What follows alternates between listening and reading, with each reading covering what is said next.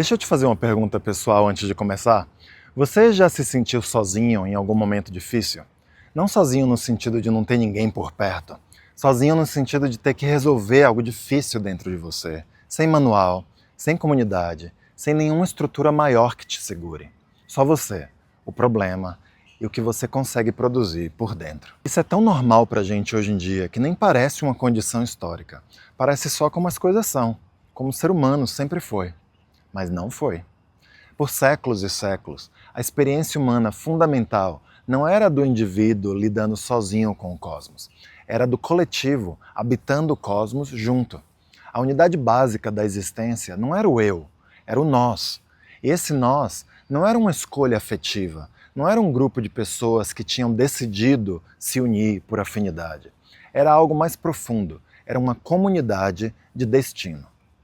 Hoje eu quero te mostrar como essa vida coletiva funcionava e o que se perdeu quando ela desapareceu. Vamos começar pelo conceito. Uma comunidade de destino é um grupo de pessoas cujo bem-estar está genuinamente ligado aos dos outros.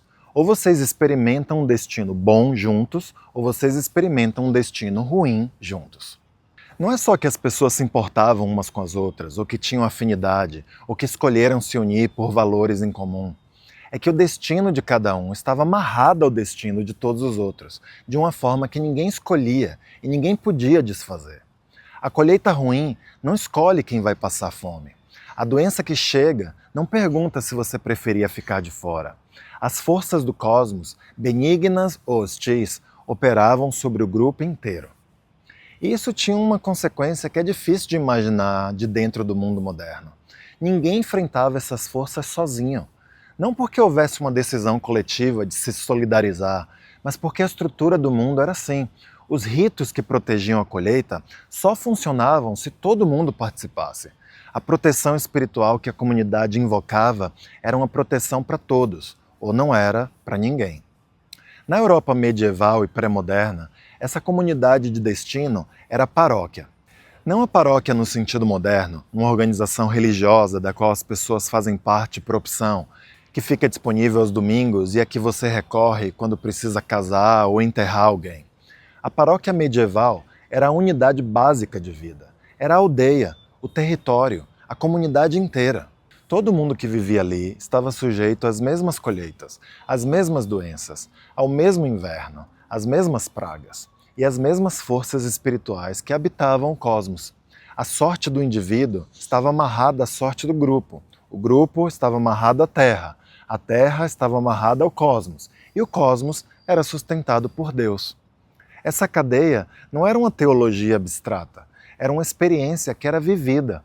Quando a colheita falhava, isso não era interpretado apenas como consequência de eventos climáticos, era interpretado como um sinal de que algo estava errado na relação entre a comunidade e o sagrado. Quando uma criança adoecia, isso não era interpretado só como uma questão de medicina. Era um evento que envolvia forças maiores do que qualquer indivíduo conseguia enfrentar sozinho. Isso tem uma consequência muito concreta. O ritual era uma ação do grupo, não do indivíduo. Um bom exemplo disso é um rito chamado Percorrendo os Limites, em inglês Beating the Bounds. Uma vez por ano, nos dias de oração antes da festa que comemorava a ascensão do Cristo, quando Jesus subiu aos céus depois da ressurreição, toda a comunidade saía em procissão ao redor dos limites do seu território.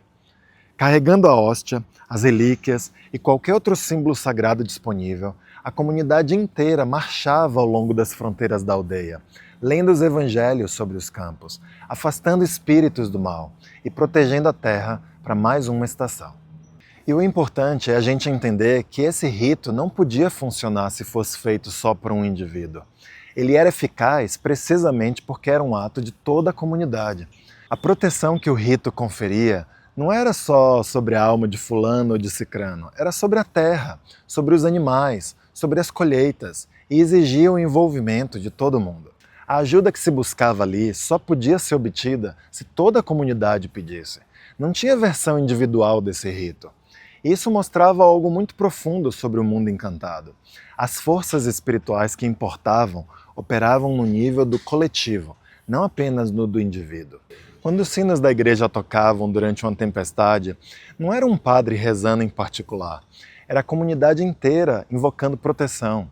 Quando acontecia uma epidemia, as procissões e as missas eram as respostas da comunidade a uma ameaça comunitária. Você não podia simplesmente lidar com essas coisas sozinho, você nem tinha os recursos para isso. Esse modo de vida gerava algo que parece estranho para nós, uma pressão imensa para se manter o consenso. Não o consenso político, o consenso espiritual.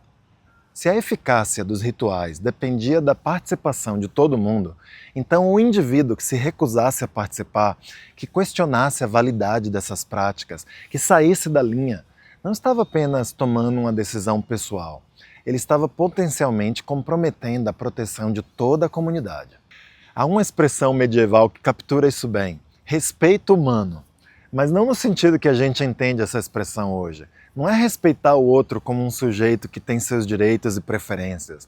É a pressão social de não desviar do que todo mundo está fazendo. Era uma lei de conformidade, não de autonomia.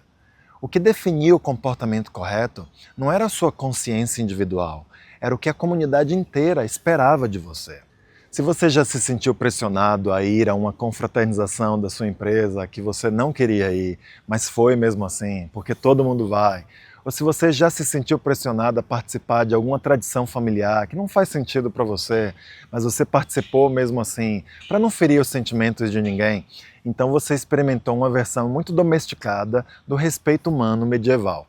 A diferença é que no mundo pré-moderno, a pressão não era só sobre o coquetel de fim de ano, era sobre a sobrevivência da colheita.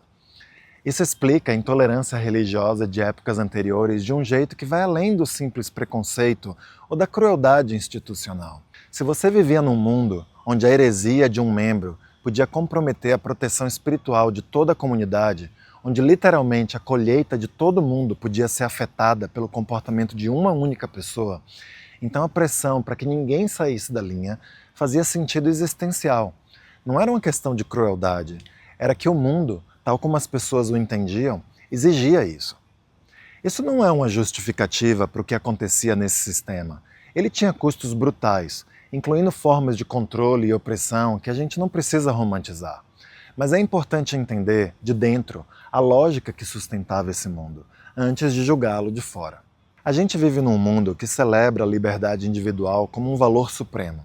E há razões para isso, razões que vamos explorar mais adiante nesta série. A ideia de que cada pessoa tem o direito de determinar suas próprias crenças, seus próprios valores e a sua própria relação com o sagrado é uma das conquistas mais importantes da modernidade. Mas ela tem um preço. E o preço é esse: quando a fé vira um assunto privado, ela perde o suporte estrutural que o coletivo oferecia. Você passa a ter que sustentar, dentro da sua própria cabeça, algo que antes era sustentado pelo mundo ao seu redor. É uma tarefa para a qual ninguém nos preparou, porque por muito tempo isso nem era uma tarefa, era simplesmente o mundo. O cosmos pré-moderno não era algo em que apenas se acreditava, ele era habitado. Mas o que isso significava, concretamente, no dia a dia? No próximo episódio, veremos como essa vida coletiva se traduzia no calendário sagrado e nos ritos de passagem, o tempo com forma, o espaço com profundidade e os momentos de transição que ninguém enfrentava sozinho.